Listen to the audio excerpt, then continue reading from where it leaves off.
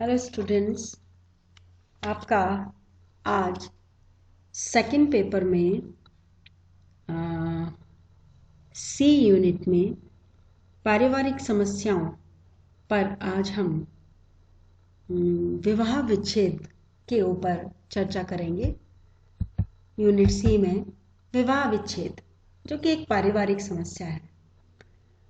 नाम से स्पष्ट हो रहा है कि इसका क्या मतलब है। सामाजिक और कानूनी रूप से जब पति और पत्नी के विवाह संबंधों की समाप्ति हो जाती है तो उसे विवाह विच्छेद कहते हैं। विवाह विच्छेद पति और पत्नी के वैवाहिक और पारिवारिक जीवन में असफलता का सूचक है। इसका अर्थ यह हुआ कि जिन उद्देश्यों को लेकर के विवाह किया जाता है वह पूर्ण नहीं हुए। देखा जाए तो ये एक दुखद घटना है, एक प्रकार से विश्वास की समाप्ति है। जो प्रतिज्ञा की जाती है, वचन दिए जाते हैं, उनके भंग होने की स्थिति है। इसमें साथ ही एक दूसरे का मूल्यांकन कर लेता है और फिर अपने आप को असामंजस्य की स्थिति में, समायोजन के अभाव की स्थिति में पाता है और उसे लगता है कि इस विवाह को समाप्त कर देना चाहिए और उसके बाद वो विवाह समाप्त हो जाता है। तो यह एक ऐसी क्रिया है जो वैधानिक है, पारिवारिक समस्या है और सामाजिक समस्या भी है। अगर प्राचीन भारतीय संस्कृति को देखें तो हम पाएंगे कि हिंदू विवाह, आप पढ़ चुके हैं प्रथम वर्ष में कि हिंदू विवाह एक धार्मिक संस्कार है और क्योंकि एक संस्कार के रूप में किया जाता है इसलिए धार्मिक दृष्टि से इसको अंडू नहीं किया जा सकता, यानी कि इसको लौटाया नहीं जा सकता, पलटा नहीं जा सकता या इस संस्कार को उल्टा नहीं जा सकता। कहने का मतलब ये हुआ कि जो एक बार विवाह हो चुका है वह तोड़ा नहीं जा सकता। हिंदुओं में विवाह को, धार्मिक संस्कार को जन्म जन्मांतर का संबंध मानते हैं और जन्म जन्मांतर का संबंध जब एक जन्म में टूट जाता है तो बाकी के 6 जन्म या अन्य जन्मों का क्या होगा, ऐसा मानते हुए विवाह को अविच्छेदनीय प्रकृति का माना गया है। हम पढ़ चुके हैं पहले कि हिंदू विवाह अविच्छेदनीय प्रकृति का होता है। फिर भी विवाह विच्छेद के ऊपर थोड़ी चर्चा हमें करनी है क्योंकि विवाह विच्छेद हो रहे हैं। हिंदू विवाह अधिनियम आपको पता है 1955 में लागू किया गया और इस विवाह के अनुसार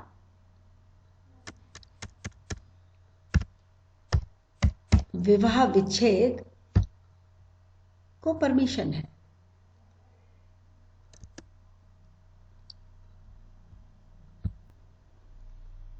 और हिंदू विवाह अधिनियम 1955 18 मई 1955 से लागू हुआ, जिसमें जम्मू और कश्मीर को छोड़ करके सारे भारत में निवास करने वाले लोगों को पर लागू किया गया था। इस अधिनियम के अनुसार विवाह से संबंधित जितने भी पहले पास किए गए थे अधिनियम सबको रद्द कर दिया गया और सभी हिंदुओं पर एक समान कानून लागू कर दिया गया। तो इस अधिनियम में हिंदू विवाह की जो प्रचलित विधियां हैं उनको मान्यता प्रदान की। सभी स्त्री और पुरुषों को विवाह और तलाक का अधिकार प्रदान किया और इस अधिनियम में न्यायिक पृथक्करण, जिसको हम कह सकते हैं न्यायालय के द्वारा, कोर्ट के द्वारा सेपरेशन या विवाह की समाप्ति आदि की बात की गई। और उसके बाद फिर इसमें 1976 में, 1981 में कई तरह के संशोधन किए गए। तो इसमें विवाह विच्छेद संबंधी कुछ बातें बताई गई, जैसे कि विवाह संबंध की समाप्ति। उन्होंने इसमें स्पष्ट किया, हिंदू विवाह अधिनियम 1955 में, कि कुछ दशाएं होने पर विवाह को रद्द किया जा सकता है, जैसे कि विवाह के समय दोनों पक्षों में से किसी एक का जीवन साथी जीवित हो और उससे विवाह विच्छेद नहीं हुआ हो। यानी कि किसी भी एक जीवन साथी के पहले से कोई वैवाहिक संबंध है और उस संबंधी की ना तो मृत्यु हुई है, ना ही उससे संबंध तोड़ा गया है, संबंध विच्छेद हुआ है। इसका अर्थ हुआ कि एक समय में एक व्यक्ति एक ही विवाह से संबंधित हो सकता है। दूसरी शर्त थी, विवाह के समय कोई भी एक पक्ष नपुंसक हो। ऐसी स्थिति में विवाह संबंध अपने आप ही समाप्त हो जाएगा। तीसरी शर्त यह है कि विवाह के समय कोई भी एक पक्ष पागल हो या जड़ बुद्धि हो। जड़ बुद्धि यानी कि बिल्कुल ही बुद्धिहीन है, तो वह विवाह रद्द हो सकता है, विवाह किए जाने पर भी। फिर है, विवाह के 1 वर्ष के अंदर यह प्रमाणित हुआ जाए कि जो प्रार्थी है, जो कह रहा है कि विवाह तोड़ना है, या उसके संरक्षक की स्वीकृति बलपूर्वक ली गई थी या धोखे से ली गई थी, कपट से ली गई थी।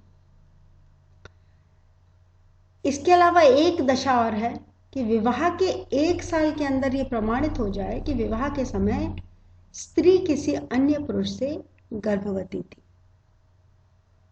और जिसने विवाह किया है वो इस बात से अनभिज्ञ था। जानते बूझते विवाह किया था तो फिर अब विवाह नहीं टूट सकता।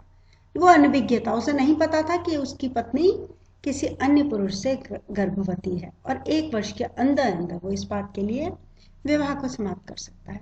तो ये हुई विवाह संबंध की समाप्ति।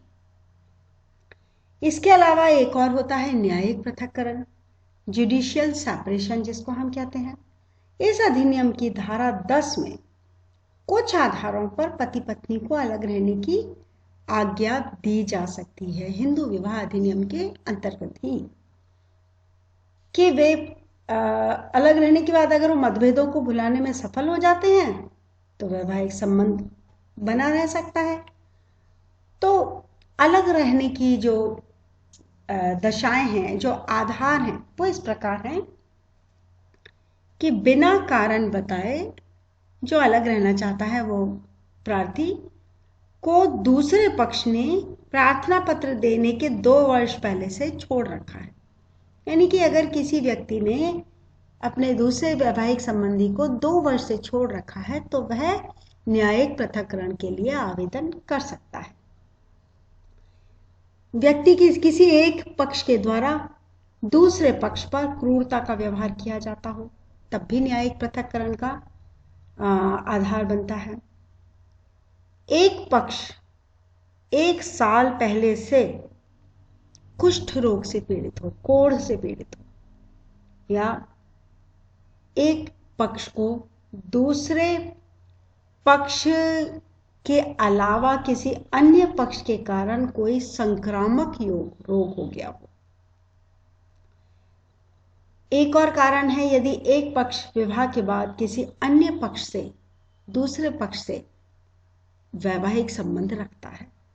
तो इस तरह की कुछ दशाएं हैं जिसमें एक व्यक्ति, एक स्त्री या पुरुष न्यायिक पृथक्करण के लिए मांग कर सकता है, जुडिशियल सेपरेशन के लिए मांग कर सकता है। और अगर जुडिशियल सेपरेशन की, न्यायिक पृथक्करण की अनुमति मिल जाती है तो 2 साल के भीतर भी अगर वे अपने संबंधों को सुधारने में असफल रहते हैं तो वो सीधे सीधे विवाह विच्छेद के लिए आवेदन कर सकते हैं और फिर वो विवाह विच्छेद स्वीकृत हो जाता है। अब और भी कुछ आधार हैं विवाह विच्छेद के जिसमें न्यायालय दे सकता है अनुमति।